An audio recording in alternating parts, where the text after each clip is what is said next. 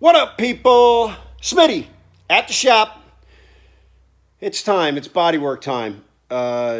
It's been a busy 2 weeks at the shop, so I haven't really had a chance to jump on the Jeep much. But between snowstorms and some other stuff going on, uh, it's got to be done.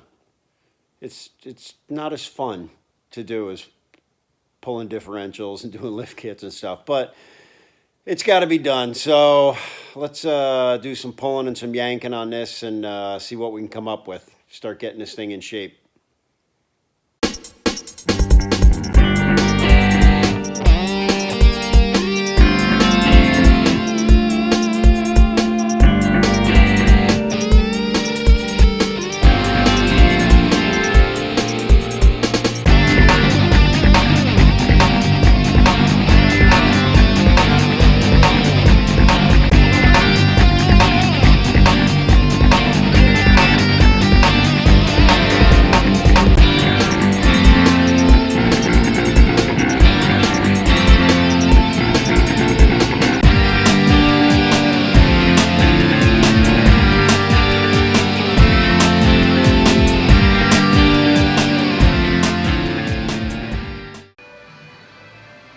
So yeah, we got a little snow going on. Tuesday afternoon, snow starts falling. People start canceling like it's Armageddon. So that gave me an opportunity to jump on a Jeep, rip that front fender off, rip the doors off. Those doors apparently have never been off because I had to literally jack them up and wiggle them. They were on there good. Seems a shame you own a Jeep, you never take the damn doors off. But anyway, we got a minute to assess things here. Yeah. You can see how that's bent in, clearly. That took some of the hardest hit, obviously, from the outside. And then, of course, the pillar, which has got my seatbelt wedged in there. If you look in there, you see that seam there that's not supposed to be there. It's actually crinkled the floor back. You can see it a little bit better back here.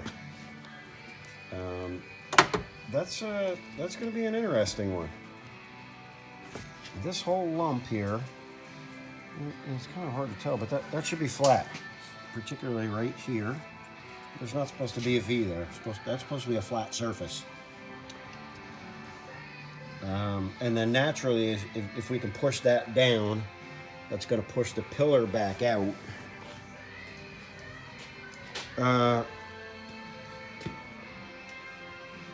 Yeah, this is going to be an interesting one. Sorry, I thought a customer was coming in. Not that they don't catch me talking to myself all the time. They do. So, you guys will like how I pull panels. For years, I've been saying I'm going to get a pulling tower because I have pull pots in the floor. This was a body shop for 30 years. I don't have a pulling tower. I do have some lifts anchored in the ground, though. And I got lots of chains, and I got, like most people have, I have a porta power, which I went to jack this morning and realized that cylinder on it is dead. So we're not going to be attempting anything today. I think what I'm going to do is I'm going to try and utilize the roll bar up above and literally porta power this thing straight down. I don't know. That's always a challenge. But yeah, I had to order a new. I ended up ordering an air jack for the porta power. Why not? I'm gonna splurge a little bit. And then I ordered an additional porta power kit from China, just so I have some extra adapters and whatnot. My porta power is probably 35 years old. It's well built. It's wore out. The hose is hard as a rock. So whatever.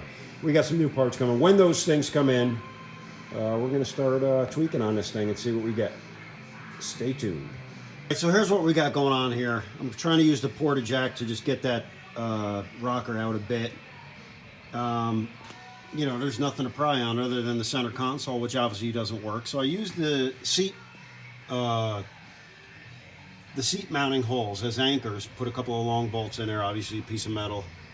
we're going to give that a try and see if we get any movement. It's going to be a battle of wills, whether the seat bolt mounts or those bolts are going to give up first, or the rocker is going to give up first. Let's see what we got.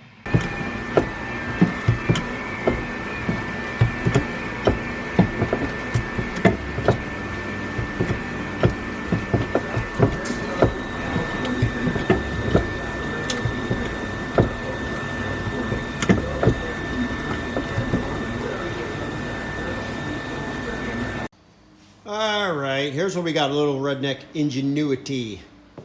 We got the snatch block, and we're on a full pull right now. I have tension on that. And then what I did was put the porta power inside, pushing down on that buckled floor. So we'll see if we can get anything out of that. I got it supported up there by the roll bar, and obviously a 2x4 in between. Well, I'll give this a shot, see what kind of nonsense we end up with. Let me see if I can prop up the phone here, because as usual I'm doing this spur of the moment. Let's see if we get any action out of that.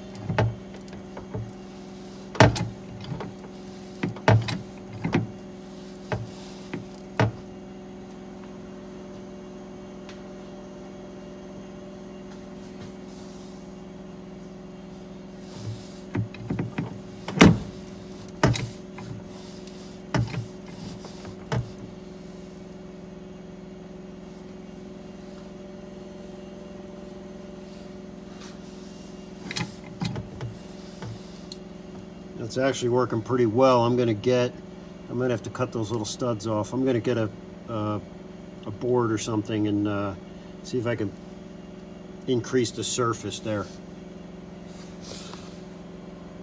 So I guess what I'm gonna do is I'm gonna cut a couple of those little studs off that are on the floor.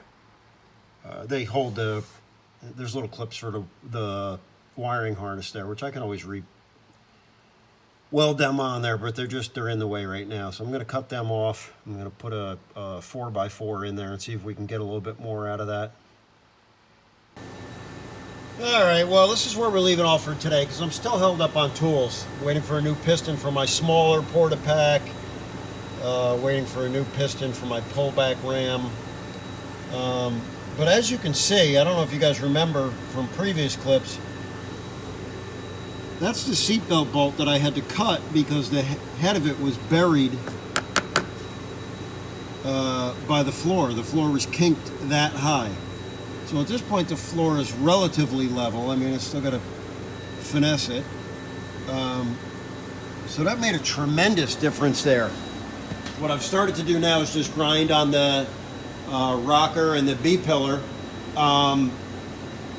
You know, I may not even keep that rocker. I may end up replacing that because you can see, I mean, that front rocker, that thing is kinked way in, but it's still a little bent on the inner panel also. I have more pulling to do, and I am going to try and finesse that rocker. And honestly, because I'm not a collision shop, if I can save the rocker, I'll save it.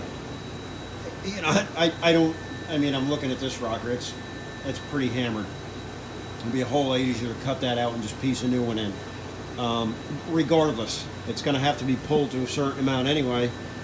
But I was planning on actually replacing the outer B-pillar. I don't think I'm going to do that, and I may actually be able to salvage that. You know, again, we still got more pulling to do on it, finessing. Like I had said, part of the plan is putting rocker covers on it so it doesn't have to be 110%. It really only has to be about 95.5. So we'll see what happens tomorrow. I got the tack and pull out. I'm gonna do some pulling on that tomorrow with the best of my ability, because again, I'm waiting on tools. But I'd like to get a little bit done this weekend. So we'll see what's up. All right. Not a whole lot of progress this weekend, but I hadn't planned on working at it at all. So stay tuned. All right, so here we go. We got a pullback ram. We got a strap to the lift.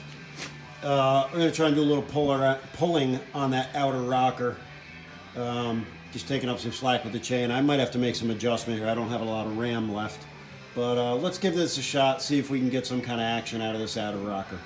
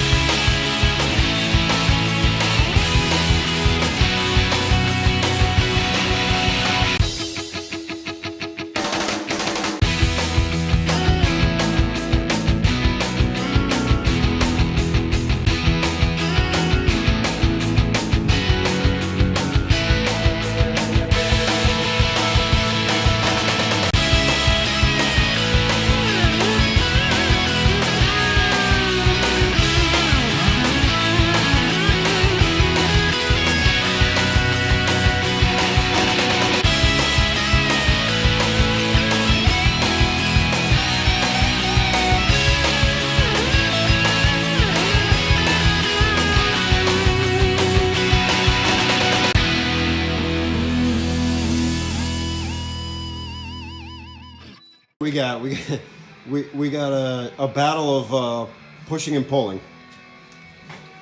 We got the pullback ram pulling on the lower hinge, and then we got the body jack pushing out on that side kick panel. And what I'm watching is this gap right here. It's actually wider than it has to be right now, which I want it to be actually, because it's going to spring back some. See, you got a pretty good gap there, so I can, stick my pinky in there. That was butt up against the dashboard previously.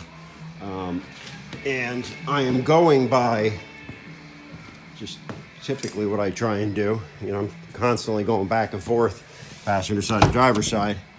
You can see what we have for a gap there. We're just about, it's the dashboard, so it's not an exact measurement, but it's a good take, where it was compared to where it's going. So let's get back over on the passenger side now, because what I saw was actually in that kick panel, it was buckled. That buckling is now gone. Where that 2x4 is now, it hit a kink there. So I'm going to let up on these things, then we're going to take another peek at this gap right here. See what we got. All right, I'm pretty happy with that roughed-in opening. I'm going to hold off there. There's not much more I can do without the door as far as that goes. What time is it? 6 o'clock on a Friday night. I got somebody coming down from Binghamton, which is about 3 hours away. It's 3 hours. That's roughly west of here, Western New York. He's coming to buy a couple of push plates for a Fisher plow for an old Chevy truck.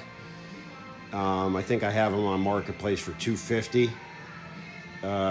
He doesn't know it yet, but he's getting them for $100.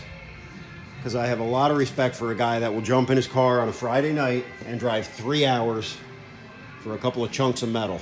I respect that. That's a dumb kind of stuff I do. So I don't know what he's going to offer me on them, and it doesn't matter. He's getting them for $100. So